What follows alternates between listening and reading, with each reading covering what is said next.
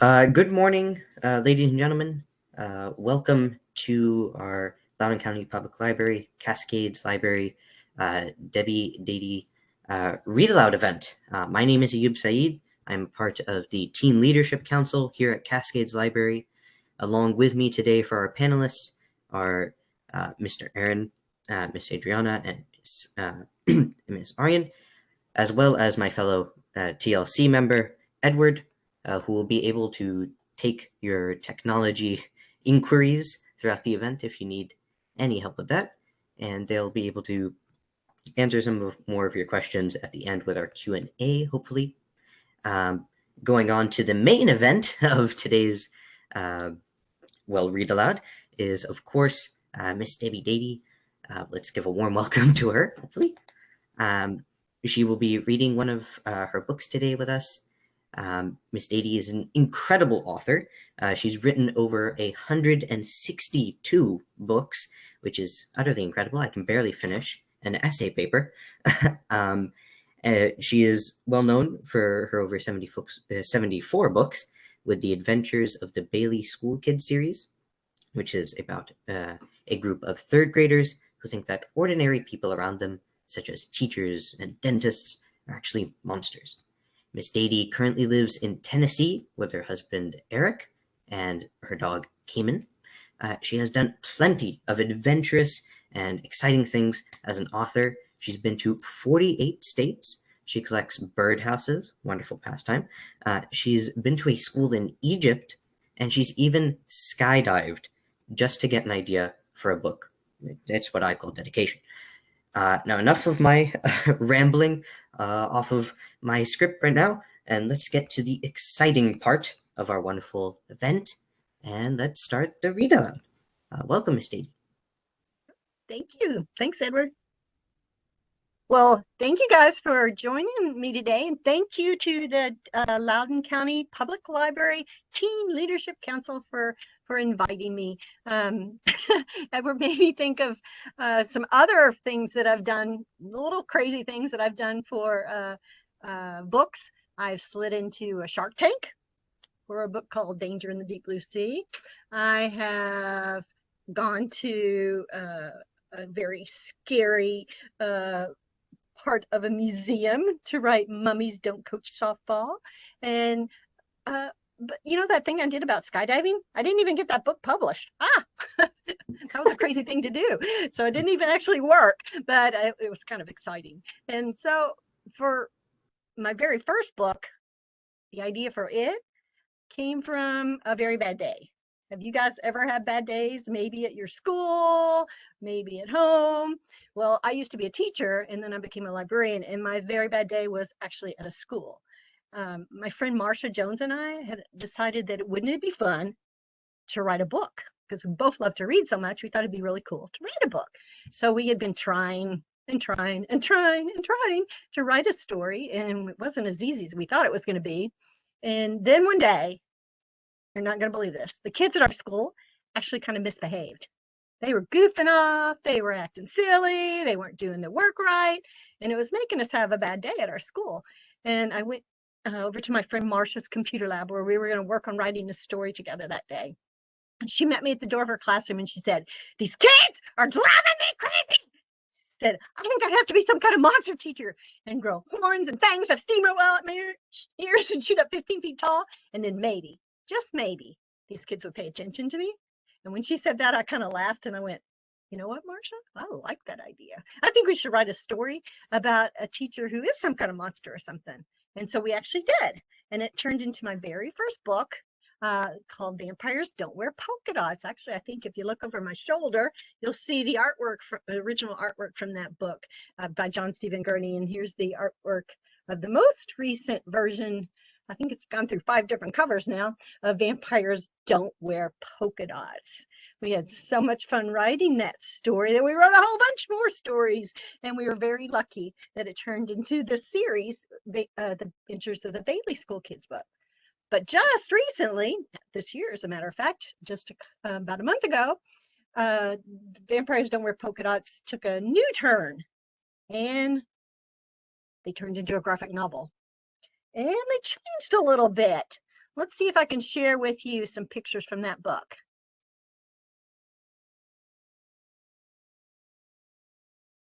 Here is, I hope. Are you seeing it, guys? Yes, that Yay! looks good. Yeah. This is the working copy that I got of that story, and I can't see it, but I hope you can see it. Of the characters in the story, they actually changed a little bit from the original characters and look a little bit different, which was kind of fun and exciting. And this is the story. Vampires Don't Wear Polka Dots in graphic novel form. So, chapter 1, a new teacher. Bring! Eddie says, this will be the fastest one yet. Blast off! I can't believe we're getting a new teacher today. What if we get a wrestler? Be serious, Melody. Wrestlers don't become teachers.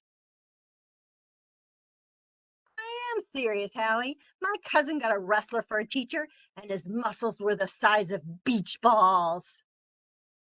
Don't worry. I can handle any teacher, even a wrestler. Eddie, if you hadn't been so mean to Mrs. Dadey, she wouldn't have quit. We were all mean to her. Remember when someone threw wet paper balls at her? Or put that glue on her markers? And when someone put a sandwich on her chair?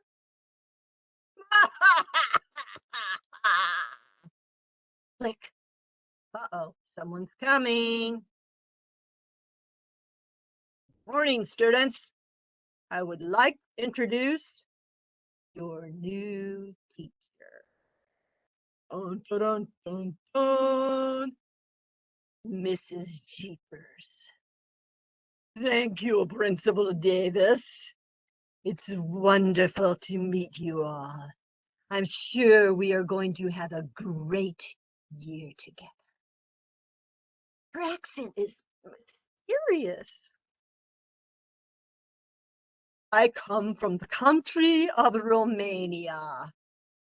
Jeepers doesn't sound Romanian to me. I chose a new name for my life here. I was raised in my family's castle in the mountains of Transylvania. It was a wonderful life until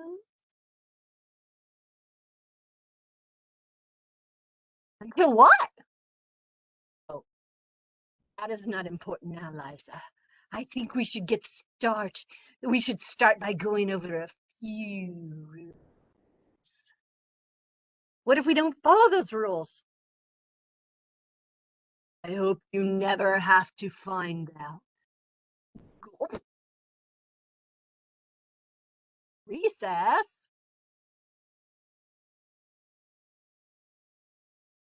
I think she's strange. Have you noticed her odd little smile? I think she smiles because she's nice, and her accent is really neat.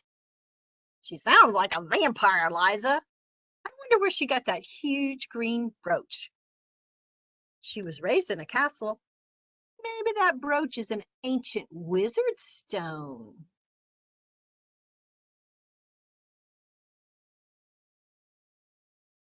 I bet she used it to turn her last class into zombies. What? Really think so, Eddie? All the kids? No way. Don't worry. I'm not scared of Mrs. Jeepers. We can make her leave. Just like we got rid of Mrs. Dadey. That is the first chapter from Vampires Don't Wear Polka Dots, the graphic novel. This is what it looks like. And the illustrations were done by an Oscar Award-winning illustrator named Pearl Lowe. So we were really excited that she did this one. There's a new one, another one coming out next year. I don't know if I can tell you what it was. I'll tell you secrets. Has to do with Frankenstein, so that might be a clue for you. But we were pretty excited to have the Bailey School kids come to new life. We had so much fun writing the original that it was fun to see it come to life as a graphic novel. But we had to figure out how do we shrink it, because we had to take all the words that were in the chapter book, a lot more words. You can see a lot of words in the first chapter. That's just one page. And we had to shrink it down. So that was kind of interesting, kind of making a chapter book into a graphic novel. But we had a lot of help from the people at Graphics, and thank you for Graphics and Scholastic for letting me read that aloud to you. But you know what? I had so much fun writing about vampires. We ended up writing about, my friend Marcia and I, who wrote this book, Vampires Don't Wear Polka Dots, we wrote about all kinds of creatures, werewolves and zombies and ghosts. I had fun learning about them. You may not know this or believe it, but every time I write a story, I do research, and then I find out hopefully some interesting things, legends or myths or tall tales even, that go along with the creature that I'm writing about, and try to put those into the story. One creature that I found very interesting, because there's a lot of myths about this creature, are mermaids. I don't know which one you like better. Do you like monsters better, or do you like mermaids better? I don't know. I like them both. So I've written about both. But my newest series actually is about mermaids. And this is my newest book, and it's called Sleepover at the Haunted Museum. And in this story, there is a mermaid who gets to have a birthday party. And she's excited about her birthday party. It's going to be a small event with just a couple of friends. And that's all her grandfather wants her to do, because they live in a small apartment. But once a girl at school named Pearl hears about it, she decides everybody in the whole class, all the girls, should get to come to this party. And they should do this and they should do that. And Pearl wants to take over the party. But Shelley doesn't know what to do, because she is only supposed to have a small party, but it ends up getting out of control, and they end up having the party in this museum. Well, Shelley isn't too excited about being in this big old, kind of sometimes dark museum at night, because there's this one part of this museum that's kind of scary to her. Now, her grandfather runs the museum, so she's in this museum a lot. As a matter of fact, their apartment is at the top of this museum. So she knows the museum, but she doesn't like to go in there at night. And she really doesn't like to go in the storage room, because creepy things seem to be in that storage room. And so they have the birthday party. Things are going pretty well, except when somebody goes missing for a while. And then a cake comes alive, and some really other crazy things happen. But then they go to sleep. Maybe everything's going to be all right. But Shelley can't go to sleep. And in chapter 10, this is what happens. Now, I hope this isn't too scary for you. This is a mystery. Not all the Mermaid Tales books are mysteries, but this one is definitely a mystery. And we'll find out what happens in chapter 10. This is read with permission from Simon & Schuster and Aladdin. Chapter 10, Glowing Eyes. Haunted eyes glowed at Shelley in the darkness. Was it the lost mermaid from the scary story Echo had told her? Was it a monster? If Shelley moved, would something eat her? Slowly, she reached out for her mer friends. Kiki was too far away to touch with her left hand, so Shelley tapped Echo with her right. Echo didn't wake up. In fact, she murmured in her sleep, Echo! Shelley said, Echo! Patting her again, harder this time. Echo rode over onto Shelley's arm. Ouch! Get off! Shelley whispered. Echo didn't move. Shelley jiggled her arm and muttered, Echo! Wake up! Oh no. There were 2 sets of glowing eyes now. There must have been a whole family of monsters in the storage room. Shelley screeched. Ah! All around the big room, Mer girls scrambled in the darkness and screamed. Kiki turned on a jellyfish lamp, and the glowing eyes disappeared. Pearl yawned and stretched. What's going on? I need my beauty sleep.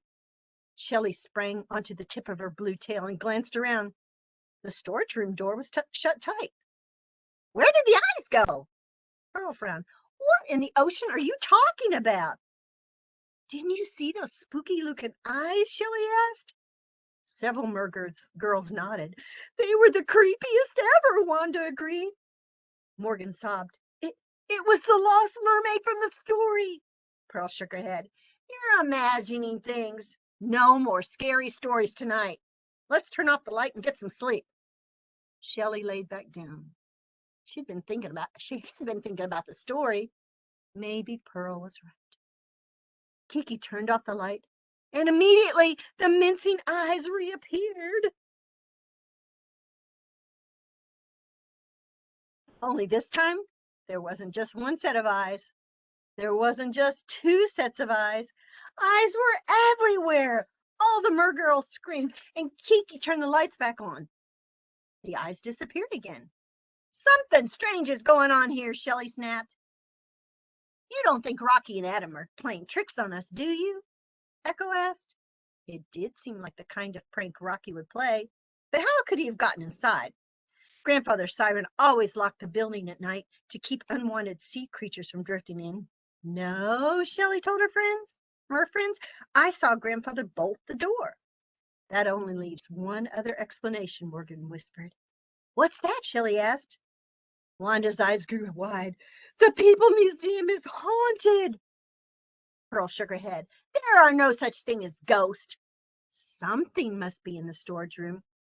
That's where Morgan saw a strange light earlier, Shelley gasped. Whatever it was probably hid when Pearl looked. Shelley's nightmares were coming true. Only something worse than sharks were in there. Unless Wanda was right, and instead of sea monsters, there were ghosts. And instead of one mermaid ghost, there was a whole horde of them. Had they opened and closed the door to sneak out? Of course, ghosts could go right through doors. Morgan put her fin in her mouth, and while Wanda looked ready to cry, Pearl hopped out of bed and slapped her gold tail on the floor. Sweet seaweed, let's just go look in the storage room. Of course, Kiki said, there must be a reason for all this. Shelley knew Kiki was probably right. But what if something pounced on them the minute they opened the door? We should get Grandfather. That will take forever, Pearl snapped. I'm tired now. She whirled around the room and yanked the storage door open. Wait, Shelley screamed. But it was too. That was the end of chapter 10 in this book called Sleepover at the Haunted Museum. So in this book, I wonder what's going to happen next. You think there really is something in the storage room that makes them scream, that scares them, that jumps out at them? I wonder if you were writing this story, what you would have put next. I think that's kind of a fun thing about writing. You can say, kind of brainstorm and think, well, this could happen or that could happen. And you could maybe put a whole bunch of different ideas of what could happen next. And I wonder if your idea of what could happen next is the same thing that I thought could happen next in this book, Sleepover at the Haunted Museum. Well, back to our original story that I read a little bit of, Vampires Don't Wear Polka Dots graphic novel. What do you think was going to happen next in that story?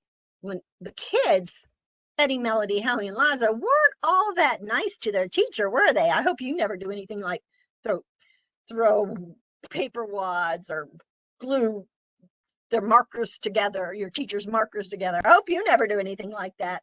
And I definitely hope you never put a burger in your teacher's chair. Don't do that, okay?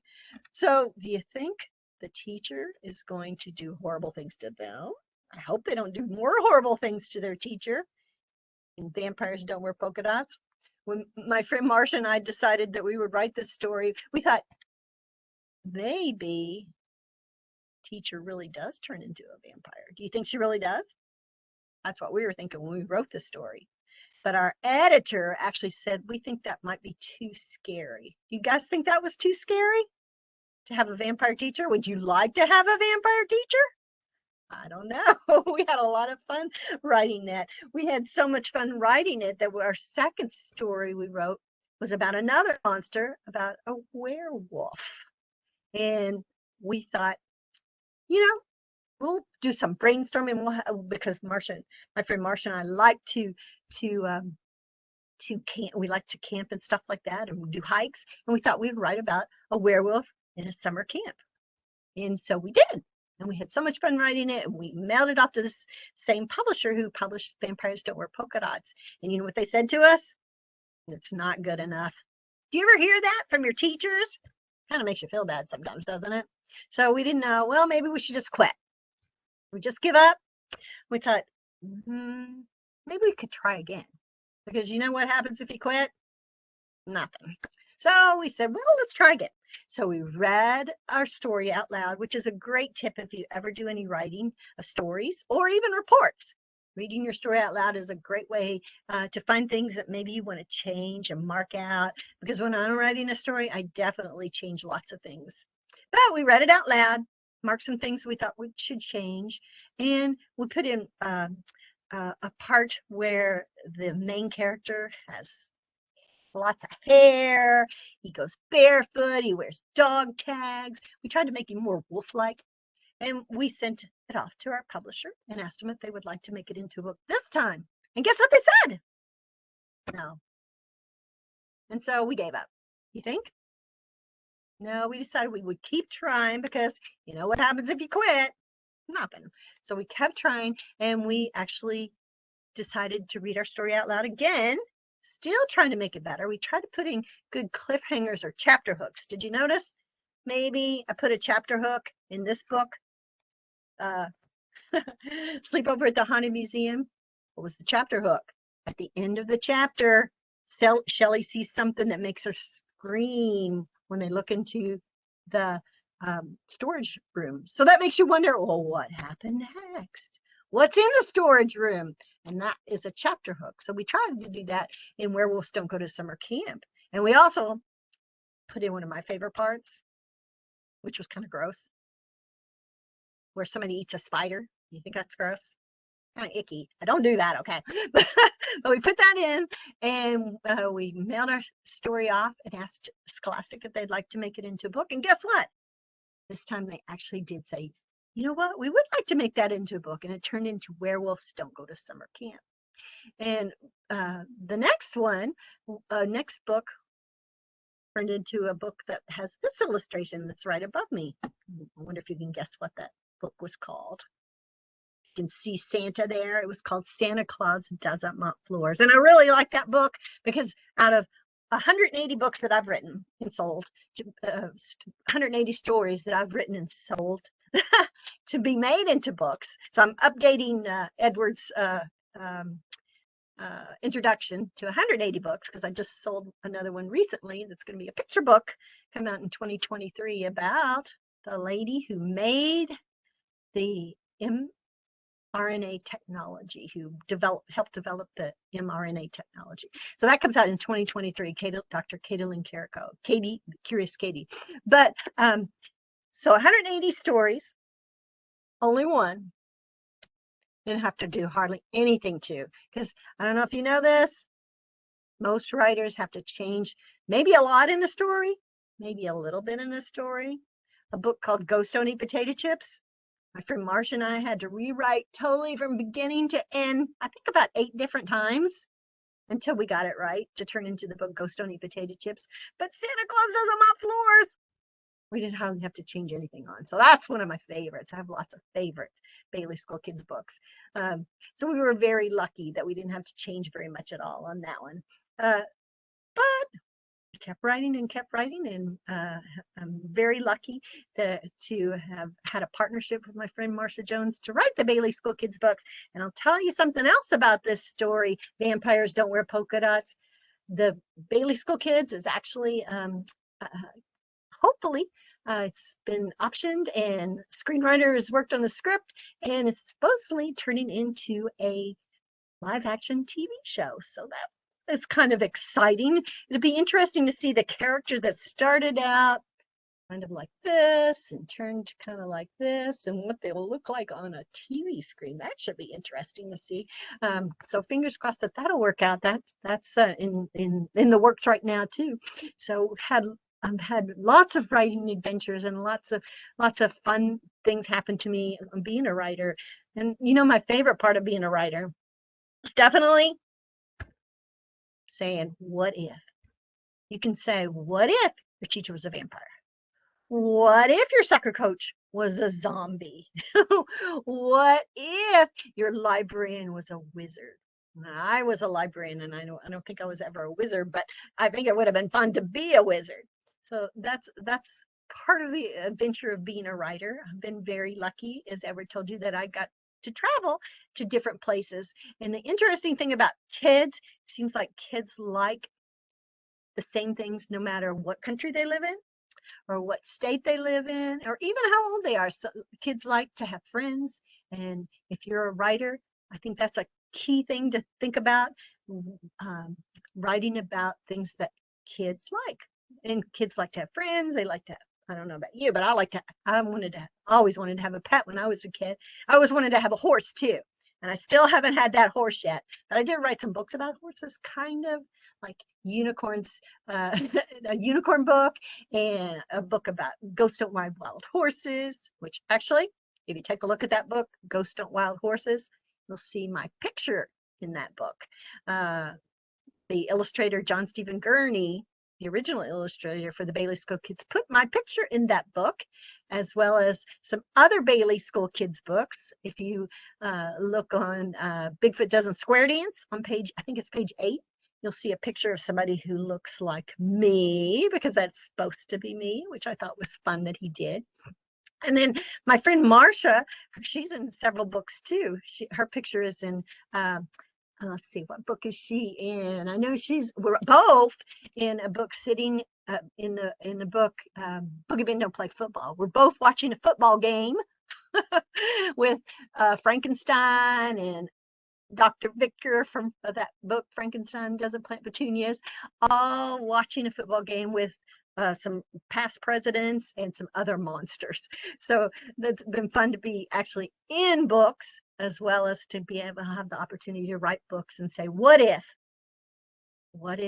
you had a teacher who just might be a substitute teacher who just might be Dracula, or your secretary at school just might be some other kind of creature, and sea monsters, any kind of monster are definitely fun to write about. I don't consider mermaids a monster, but they are definitely fun to write about, I must say. So if you are a writer and you say, what if this happened? What if that happened? And you think, well, I can't think of anything what if about. You can just take something simple, like in your room or in your classroom, a pencil or a pen or a bottle of water, and you could say, what if this isn't really just a bottle of water? What if this is some kind of special potion that if I drink it, I will turn into a superhero, or I will turn into a vampire? Or what if I splash this by accident? I accidentally spill it, and it turns, when I spill it on the classroom floor, don't do this. I spill it on the classroom floor, and it turns into like a little mini pond. And if I jump into that, I will keep going, and I will turn into a place where I will go into a different world. Maybe it's a mermaid world, or maybe it's like in a series I wrote with my friend Marcia, The Key Holders. And when they went through this one area, this like border of bushes and trees, they would be in a different world, a magical world where there are dragons and goblins and all kinds of creepy creatures like trolls. So you could see, that's a what if. What if I spilled this and I was able to go to a magical world? I love writing fantasy, but if you like to write real things, you can say, what if I spilled this and my teacher got really mad at me and I got in trouble and I got sent home and then I got in trouble at home. So you can do what ifs in all kinds of ways. I kind of lean toward crazy fantasy kind of what ifs, but you can do your what ifs in any way. And you take that what if and you brainstorm some different ideas. And if you've ever done mapping or ballooning, you can brainstorm in that sort of way, just putting all kinds of ideas on the paper, starting with your original idea of a water bottle or whatever it is. And then what I do is I take those ideas and I put them in order of what should happen first in my story, what should happen next. And then I think, well, got my kind of plan for my story. And I do that whenever I write a story. I know what's going to happen at the end of my story before I ever actually start writing the first page. So I've got my plan, my outline, and I think, well, got to know what my character's going to be like. And I plan a little bit about my characters. Are they going to be like Eddie in Vampires Don't Wear Polka Dots? Or are they going to be like doing things kind of pushing, getting in trouble all the time, going a little crazy sometimes? Or are they going to be like Howie, who's kind of more of a thinker, or like Liza, who's sometimes kind of shy, or Melody, who likes sports and likes to be active? Or are they going to be like Pearl in the Mermaid Tale series, who kind of is kind of a little snooty sometimes, and who doesn't take doesn't put up with any nonsense? Or like Shelley, who likes sports, or Echo, who doesn't like spelling, definitely, but she likes doing flips and riding seahorses. Or maybe Kiki, who loves to read and learn things from books, Kelp books, of course. So you have to figure out what your character is going to be like. You've got your plan for what's going to happen in your story. You've got what your characters are going to like. And then the fun part comes. You get to start writing and having all kinds of adventures. So you have that knowing where your story is going to go, kind of like a roadmap, your plan, and it keeps you from getting lost. And if you know what your characters are going to be like, that helps you figure out what they should say in the story. Because if there's somebody that's shy, they wouldn't be real shouting and screaming probably about their adventures. They would be more quiet. And sometimes it's good to have at least a couple characters in a story so they can kind of interact with each other. And dialogue's always fun in a story. It makes the story move along faster. So I have lots of fun writing stories. The story I'm writing right now, believe it or not, has cowboys in it. So that's something very different. But I'm having fun learning about cowboys and using that things that I found out from books and watching videos of cowboys and that time period in the wild, wild west to write a story. So learning about things, having a plan, and knowing about your characters are all good ways to create stories. So I understand that perhaps there might be some questions today from the Loudoun Public Library Teen Leadership Council. So Andrew, are you doing the questions or someone else? Well, I can get started if you'd like me to. Thank you very much for your for giving us an insight into your wonderful creative process and for so many wonderful projects that'll be coming out the pipeline in the next few years. I had not known about those, and those are definitely a lot of fun. Um, so, starting things off, um, I don't know if perhaps this goes back to something you've already said, but what was one of your favorite books that you've written about? Oh, wow. That's always a hard one because, it's like you love them all because you put a little blood, sweat, and tears into each one of them. But I mentioned that Santa Claus Doesn't Mop Floors is a favorite, and from the Bailey School Kids. And I must admit, I always like Skeletons Don't Play Tubas because I don't know, something about that book always kind of, I liked. There was a part where it was really kind of scary, and I love that part of that book. But I thought we always should have named it something different. Instead of Skeletons Don't Play Tubas, do you know what we should have named it? Anybody think about that? Some kind of musical instrument for skeletons. We should have named it Maybe you got it. Skeletons don't play trombones. Ah, Should we have named it that? Definitely. But I do have lots of favorites. Ghost Don't Eat Potato Chips was a toughie because we had to write it so many times, but that kind of made it into a favorite as well. There was a book that one of my favorites, Schools Don't Scoop Ice Cream. There's a chapter in that called Super Eddie. And out of all the Bailey School Kids books, that's my favorite chapter of all of them. That's one of, yeah, Eddie goes a little bit nuts in that. So that was kind of fun. For the Bailey School Kids and the Mermaid Tales, out of all the series I've written, 13 series, the Mermaid Tales and the Bailey School Kids are the ones that I've written the most books for those series. And so I guess I think of those the most as having favorites. But out of the Mermaid Tales series, there is a book called The Polar Bear Express, which is definitely one of my favorites. And I was so excited that I finally get to write about something in the Mermaid Tales that comes out next year that I've always wanted to write about, the Titanic. So that's coming out next year. And there's something else that I love about the book that comes out next year. I had tried to have a mermaid be in some sort of wheelchair because I've always tried to have some kind of diversity in my stories. And I really wanted somebody in a wheelchair to be able to see themselves on the cover of a book. And that had been for the book called Twist and Shout. And Simon and Schuster wasn't ready for that at that time, but now they are. And on the cover of that book, supposedly right now called A Titanic Friendship, that will have a mer girl on the cover who will be in a wheelchair, of a mermaid type wheelchair. So I'm pretty excited about that book coming out. So I think that's definitely going to be one of my favorites as well. wow, that's great. Oh my, wow, yeah, that's riveting to hear about. Um, and thank you so much. I know it's definitely hard to pick out of over 180 books that you've written, which one particular one is your favorite. But definitely wonderful response there. What is one of your favorite ways to come up with stories? Like favorite, like maybe process to come up with one of your new books.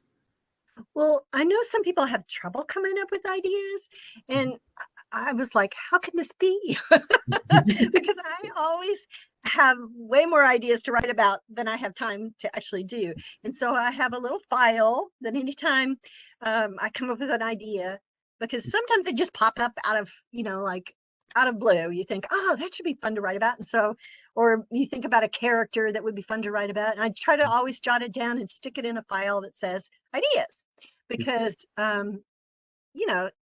I don't know about you, but if I don't write it down right away, I'll forget. Even when I think, oh, that's so good, I know I won't forget about that. And I do. And if all I can remember is, I had a really good idea, but I can't remember what it was. So jot it down the minute you think of it. I actually wrote a book with my friend Marsha Jones about getting ideas. It was with Writer's Digest in we wrote it for Writer's Digest, but then when it went out of print with Writer's Digest and we reissued it, we totally rewrote it. We thought we were just going to update it, but we ended up totally rewriting it and changed the name. It was called Story Sparkers originally, and we changed the name to Writing for Kids, The Ultimate Guide, which is an ebook right now on Amazon. So we wrote in there everything we knew about getting ideas, and then taking those ideas and hopefully bringing them to creating a fun story. But some of the things that we put in there were things like the webbing and the mapping, taking just a weird thing, like I suggested a pen or a pencil or a water bottle, and just brainstorming all different kinds of ideas. And for kids' books, you could particularly take, kid things like a dog, a cat, horses, things that kids love, skateboards or soccer balls, and just brainstorm what could you think about that. One story that I wrote for a magazine one time started out with a kid walking to school. So the kid's walking to school. What could happen to the kid on the way to school? It could be he sees a friend. or he falls down and skids his knee, or she gets stung by a bee because she was looking at flowers, or she falls into a hole and can't get out. Or what I wrote about was they saw the kid sees an alien, and the alien takes his mouth, and he goes to school, and the teacher a teacher talks to him, and he won't respond because he doesn't have a mouth, and he gets in trouble and gets sent to the principal's office, and the principal gets mad at him because he won't answer the principal when when the principal's talking to him. So he gets in trouble again, and so he's really very upset. On the way home, he sees that alien again, and he tells that alien, "Give me back my mouth," and the alien does, but he takes his ears.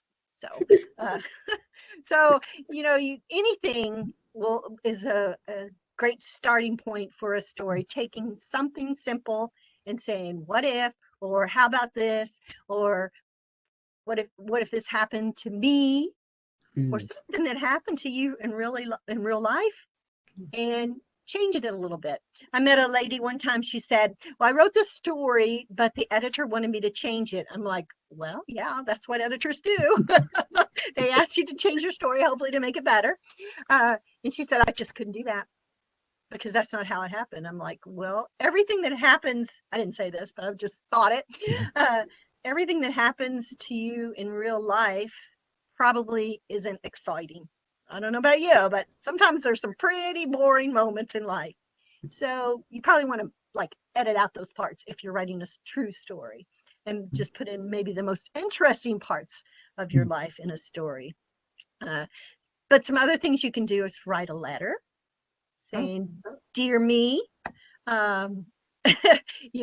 this is me 20 years from now. What's it going to be like? And that can help you be a story. Or write to yourself, like I could write a story to my 10-year-old self and give myself advice, or memories of what it was like to be 10. You could just jot those down, and you'd be surprised. Sometimes you come up with some ideas for stories just from memories of things that happened to you, like, oh yeah, I remember that, and you don't even think about it until you start writing.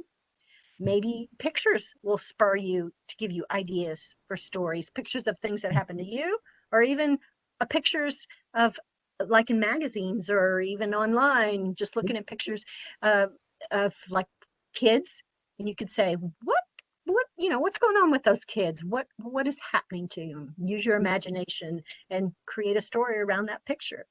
There are so many different ways to get ideas. And one of my favorites when I was just starting out, believe it or not, I was a librarian when I was first starting out writing. And of course, my favorite part of the day was reading aloud to kids. But I also had this not so exciting part of my job where you put books away on the shelves. And just putting books away on the shelves makes you think about those books and what's happening in those books. And you could think, I'd rather this happened in the story, or wouldn't it be cool if that happened, or there should be a story about this. So you guys, I don't know if you with your teen leadership council, if you actually do put books away, but I highly recommend volunteering at your local school or your local library when things are COVID friendly, and that's a great way to come up with ideas.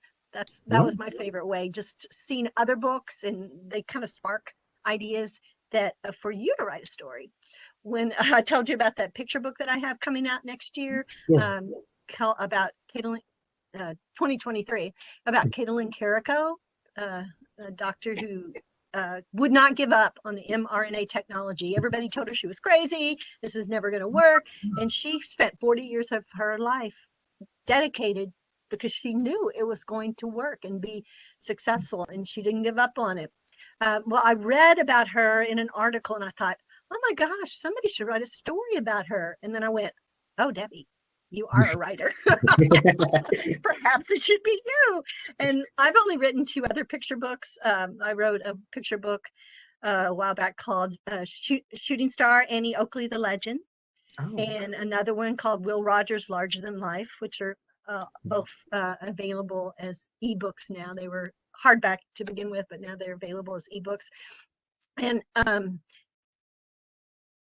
I thought, well, I haven't written a picture book in a long time, but maybe I could do it. So I kept I did a lot of research, book research, and actually not so much book research on her because it was a brand new topic, and she was somebody who hadn't a lot been written about, but there were a lot of articles coming out about her, so it was more internet research. And I was able to actually chat with her, which is a great way to spark ideas too, because she would tell me about I actually didn't chat with her on person. I chatted with her daughter, but I did chat back and forth on emails.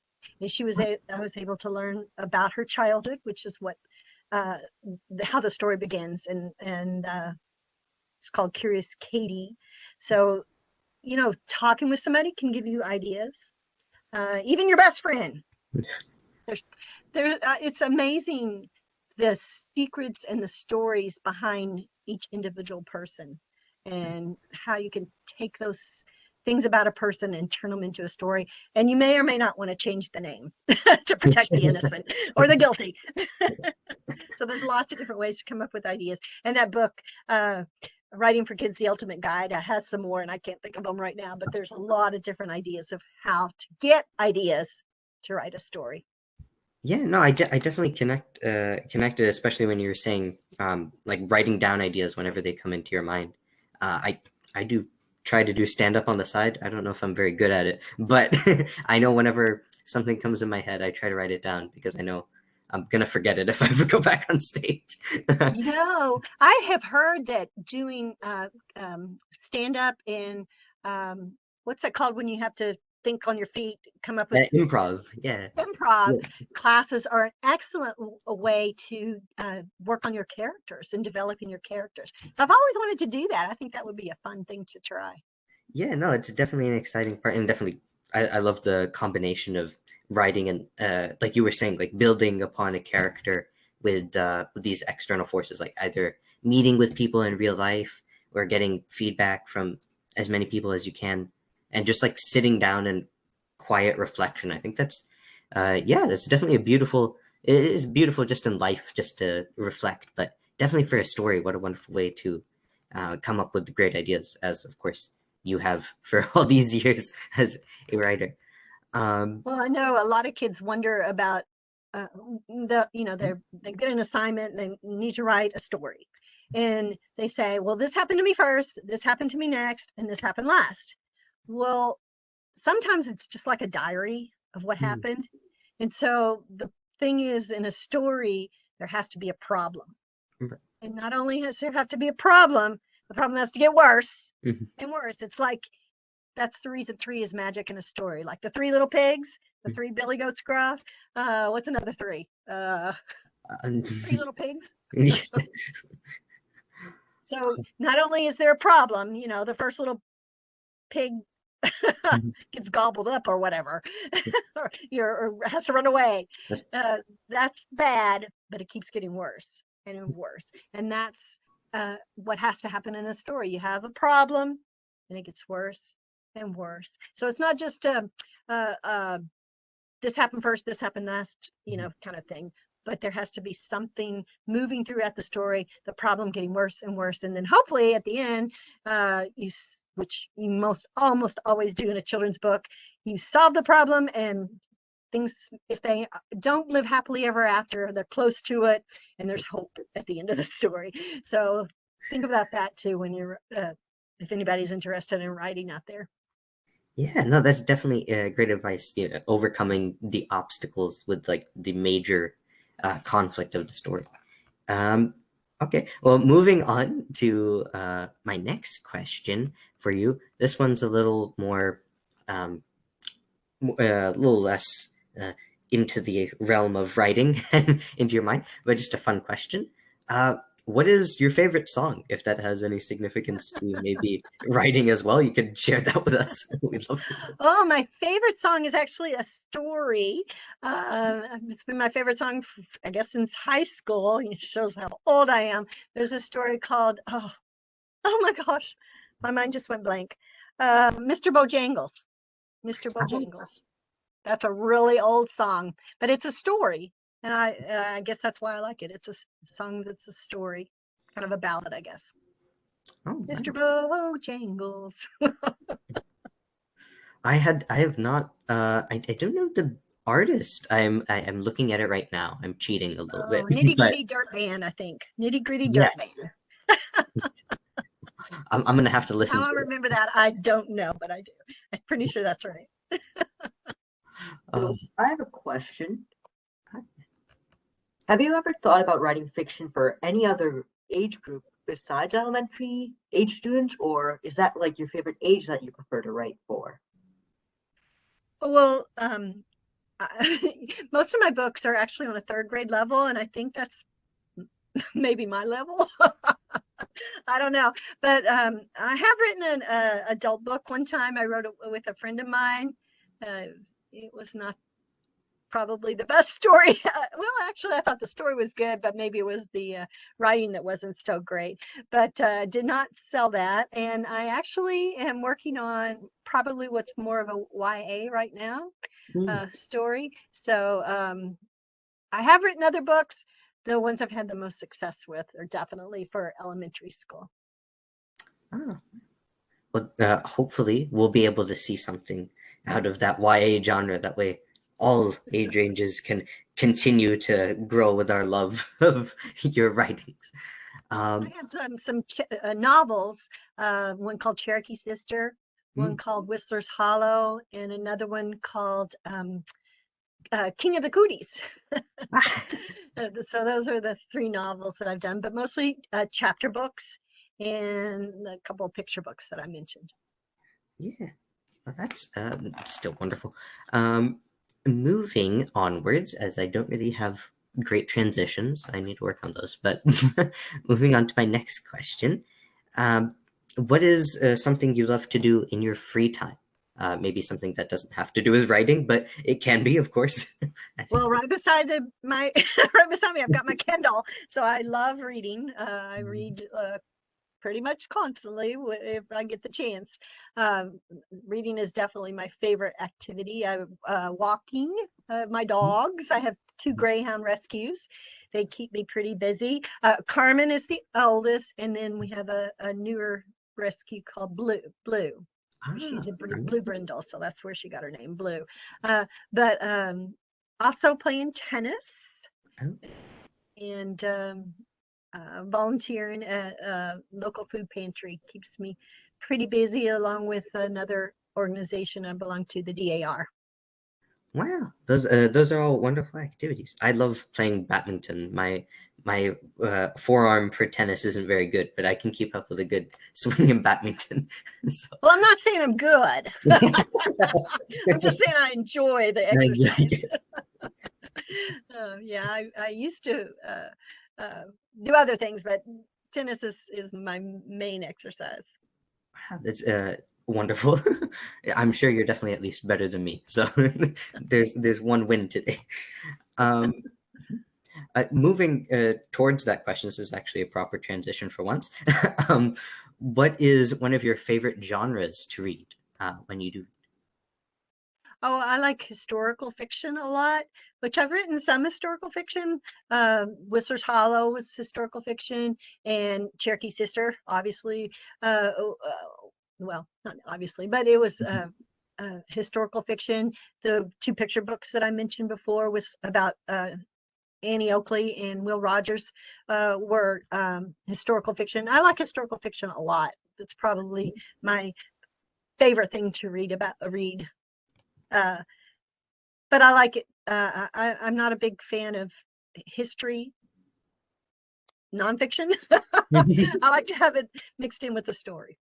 Yeah, no, that's wonderful. I don't know if the rest of our audience will be able to understand who this is, but I was recently watching a documentary of Truman Capote while he during his writing process for In Cold Blood, and that definitely intrigued me. Like this idea of a historical novel. I know that's not really historical fiction; that's based off of course, true events. But yeah, no, I definitely am intrigued by that genre as well. Well, the Um, weird thing is that kids who are in second, third grade, the time that I grew up, that's history to them. They things that happened to me when I was a kid are now history, like History. Vietnam War, the landing on the moon, John F. Kennedy getting assassinated, all that's history. And that happened when I was, a kid. Well, still wonderful events. Well, maybe not wonderful, but definitely very pivotal moments. So definitely ways to draw upon inspiration. At least we can appreciate them for that and for all that has led to further development. So that's good. But I'm going to wrap up with one final question. You've been so wonderful this wonderful morning, so early. But what are some of your adventures that you have moving forward? Well, I do have a new series coming out. It's called Mermaid Mini. I'm not sure if it's going to be called Mini Mermaid Tales or Mermaid Mini Tales. And that'll start out as 8 books. And it'll be new mermaids, but they're kind of related to the mermaids that are in the Mermaid Tales series. But they're younger. So it'll be, this is more on like a third, fourth grade level, second, third, fourth grade level. And the Mermaid Mini Tales are going to be like on a second grade reading level. So there'll be more pictures, a lot more color, I hope. And so that I'm been working on those. So I'm excited about that new series. That sounds great. Wonderful. And of course, you have your endeavors with like furthering the Mermaid series into 2023. You had talked about that new Titanic book that you're working on, and of course, your new picture book. Those all The new sound Titanic comes out next year, next Oh, summer. no. Yeah, and then as well as a new graphic novel from it's called Graphics with Scholastic is the imprint that that new graphic novel comes out with from, and then the picture book will come out in 2023. And as well as that new series starting out. I think it starts in 2023 as well. I thought it was going to come out next year, but I think it's 2023 that it'll start. So that'll 8 books to write. I've actually written 3 of them, so I have 5 more to write. That'll keep me busy a little bit. Very much good luck towards all those endeavors, and that all sounds excellent. We can't wait to collect all those for our library and get all the children in our community to read those. So thank you very much for coming with us on this pleasantful morning and for reading with us and answering our questions. Well, thank you for having me, and thanks to the Loudoun County Library and to your make sure I say it right, Team Leadership Council. That's an awesome group you have there. And thank you for volunteering for the library and for literacy. Thank you guys. Thank you. Thanks.